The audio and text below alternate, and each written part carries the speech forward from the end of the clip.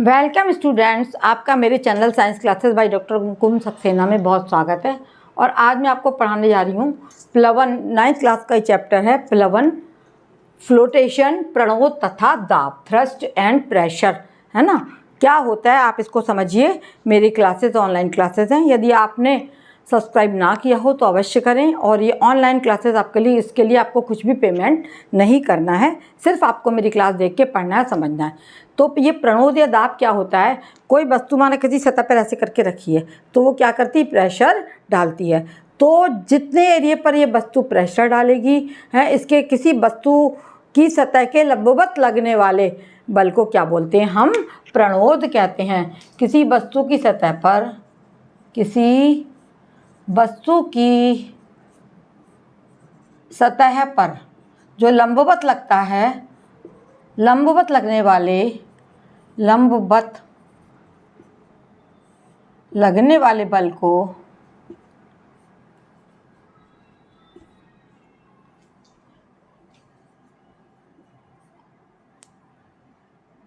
क्या बोलते हैं? हम प्रणोद कहते हैं। तो ऐसे माना ये पेन मेरे हाथ पे रखा है, आप ऐसे समझ लो, है ना, ये हाथ पे रखा है, तो ये लंबवत इस पे दाब लगा रहा है, तो इस बल को हम क्या बोलेंगे? इसको हम प्रणोद कहते हैं। किसी पृष्ठ पर लगने वाले प्रणोद का मान उस पृष्ठ के क्षेत्रफल पर निर्भर करता है। किसी पृष्ठ पर, किसी पृष्ठ पर, कोई भी सतह पर लगने वाले, किसी पृष्ठ पर क्या लग रहा है? जो भी बल लगता है, किसी पृष्ठ पर लगने वाले प्रणोद का मान, प्रणोद का मान क्या होता है? उस सतह पर, जिस सतह पर प्रणोद लग रहा है, उस पृष्ठ के क्षेत्रफल पर, उस पृष्ठ के, जिस पृष्ठ पे लग रहा है उस पृष्ठ के क्षेत्रफल, आप लोग जानते हैं लंबाई और चौड़ाई के गुणनफल को कहते हैं। लगने वाले पृष्ठ पर जो बल लग रहा है उस पृष्ठ के क्षेत्रफल पर, उस पृष्ठ के क्षेत्रफल पर नहीं, उस पृष्ठ के क्षेत्रफल पर निर्भर करता है, पर निर्भर करता है।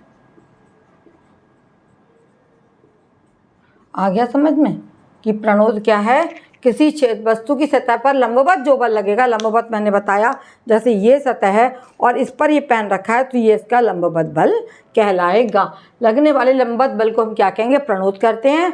और जो प्रणोद का मान क्या होता है? उस पृष्ठ के, जिस पृष्ठ पे लग रहा है उसके क्षेत्रफल पर निर्भर करता है। ठीक है, अब हम देखेंगे प्रणोद का मान एसआई में क्या होता है। प्रणोद का मान बल की तरह ही होता है। प्रणोद का मान, प्रणोद है ना, दो डंडे लग जाएंगे इसमें। प्रणोद का मान कैसे हम ज्ञात करेंगे? प्रणोद का मान जो है बल की तरह ही होता है। प्रणोद का मान एसआई मात्रक में, एसआई मात्रक इसका क्या होता है? एसआई मात्रक इसका प्रणोद का क्या होता है? न्यूटन होता है, बराबर न्यूटन, है ना। बल की तरह, जैसे बल का मात्रक न्यूटन होता है, इसी की तरह इसका मात्रक भी न्यूटन होता है। और यह एक सदिश राशि है। क्या है? यह एक, जिसमें दिशा भी होती है। ये एक कौन सी दिशा में लग रहा है? ये एक सदिश राशि कहलाता है। ये एक सदिश राशि है।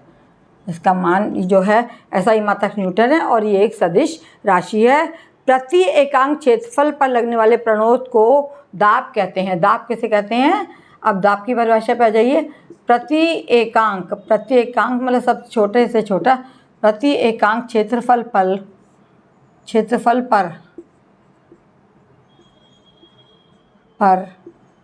प्रति एकांक क्षेत्रफल पर लगने वाले प्रणोद को, लगने वाले प्रणोद को दाब कहते हैं। दाब कहते हैं। इसको क्या हम बोलेंगे? दाब कहेंगे, प्रेशर कहेंगे। जो प्रत्येक अंक क्षेत्रफल पर बल लगता है उसको हम क्या बोलेंगे? इसको हम दाब कहते हैं। दाब P बराबर, दाब माने प्रेशर, है ना। दाब बराबर P बराबर प्रेशर किसके बराबर होगा? बल बटा क्षेत्रफल, बल बटा क्षेत्रफल। जितना बल लग रहा है और जिस क्षेत्रफल पर लग रहा है, बल को हम काय में नापते हैं? बल को हम F में नापते हैं, F/A। ये क्या है?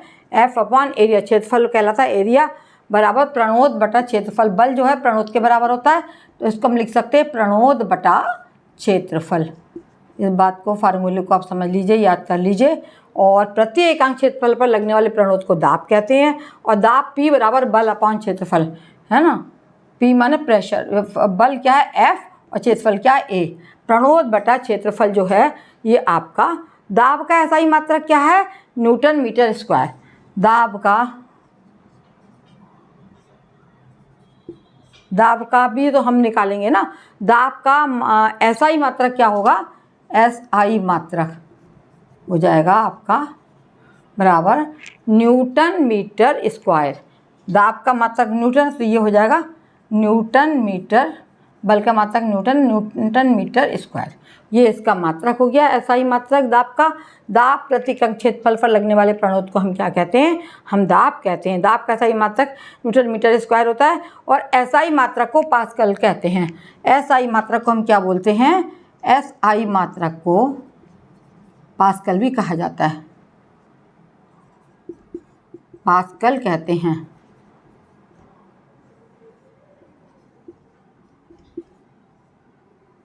इसको क्या कहा जाता है? इसको पास्कल कहा जाता है।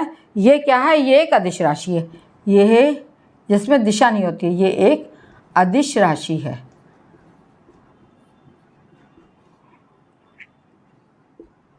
इसमें किसी दिशा के बताने की आपको आवश्यकता नहीं होती है।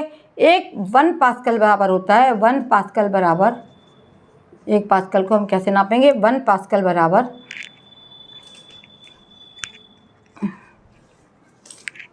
1 पास्कल बराबर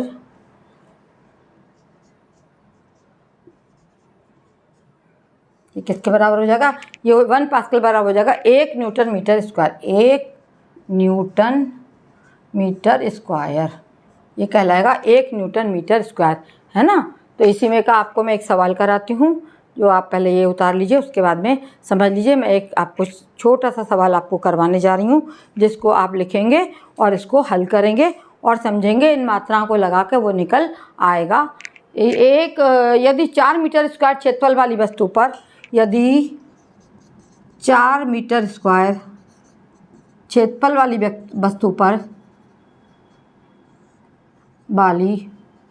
वस्तु पर क्या हो रहा है? यदि 4 मीटर स्क्वायर क्षेत्रफल वाली वस्तु पर क्या लग रहा है? 300 न्यूटन मीटर का 300 न्यूटन बल आरोपित है, तो क्या होगा? अगर क्षेत्रफल कितना है? 4 मीटर स्क्वायर, और बल कितना? 300 मीटर बल आरोपित है, तो दाब का मान क्या होगा? हमें क्या निकालना है? तो दाब का मान क्या होगा?